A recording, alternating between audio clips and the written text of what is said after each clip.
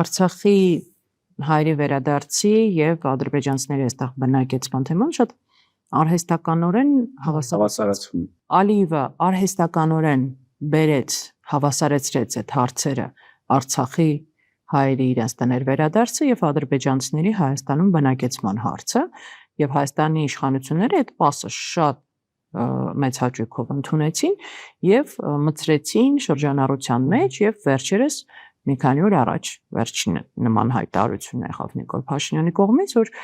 եթե չեք ուզում, որ ադրբեջանցիները բարձրացնեն Տարեմեծյան Ադրբեջանի թեզը, եկեք